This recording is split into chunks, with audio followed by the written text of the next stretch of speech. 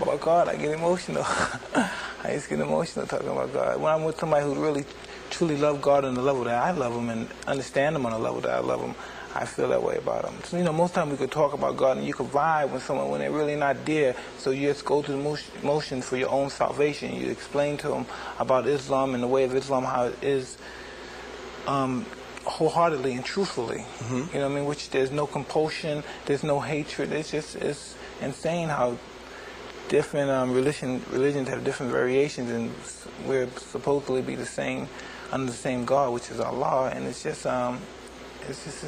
a complex situation when we deal with religion.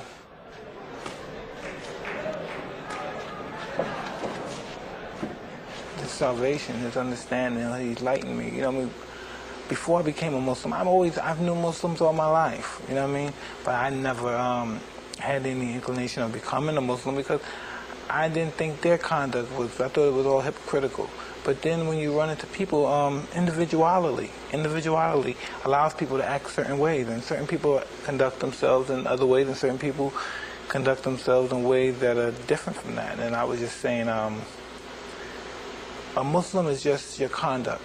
And when you conduct yourself Islamically, and only God can judge you, basically. You know what I mean? Men judges men's action, God judges your heart.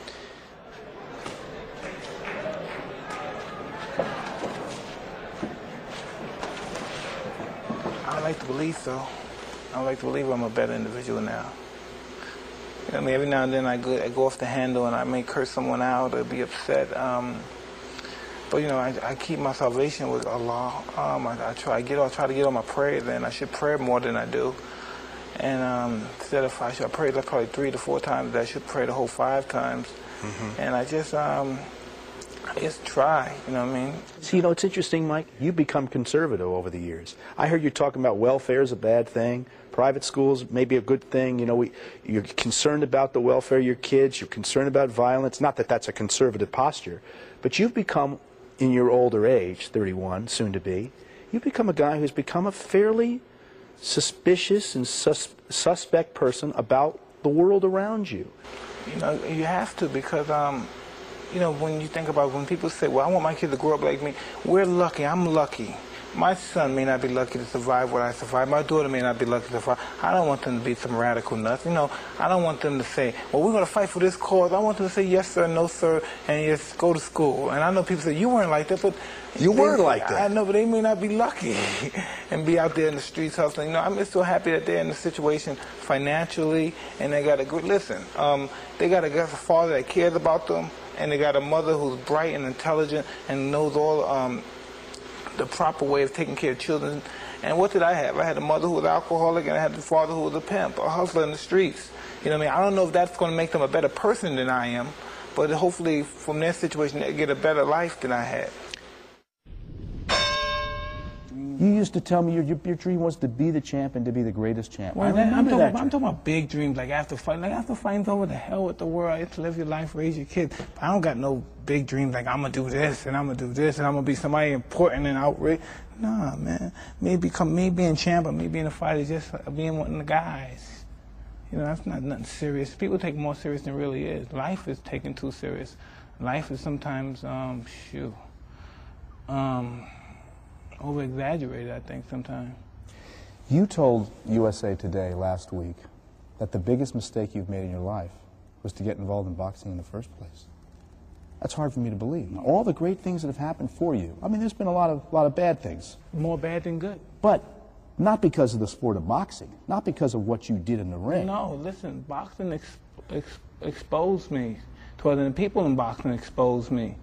The only reason that other people took pot shots at me because people in boxing did it. When they saw people in boxing, the writers take pot shots, write books, try to get off and exploit me. And inadvertently, they felt that it was okay, they can do it too. So everybody just took shots at me. That's how come a guy like me, what chance do I have? I have no chance in this country. I can never have started a good life, a healthy life in this country. Because it's widespread that I'm just a bad apple. Do you have more regrets than you have dreams? Yes. I mean, I'm just happy one fight at a time. You know what I mean? I'm not racing to grab no title. It's one fight at a time and establish my livelihood. more so than just anything else. You know, I'm a human being. I've never been perceived as a human being. Never. I never always been perceived as a freak, an animal, some young kid that's the strongest guy in the world, or something like that. I've never been really perceived as an animal because I never broke down or cried or showed much emotion about anything that I endeavored. And so I never really been perceived as like a human. Because when people speak of me, they don't speak of me as somebody with feelings or emotions, anything. You got 4 kids, 5? 4. 4 kids. 4 kids, including a brand new baby. Yeah. 4 kids, brand new baby. What should they think of their daddy? That's important, what they think. No one else. It's not important what anyone, it's important what your kids think, what your wife think. What should they think of you? I don't know, they should, they all have different, me and my wife is 2 different, I really don't know my wife that well, understand her. And I'm sure she doesn't understand me because I'm so wishy-washy sometimes. But and some people, that's their main objective, to sit down, to study their mate, and to know their every move for they can. I don't really care. Either you're with me or you're not.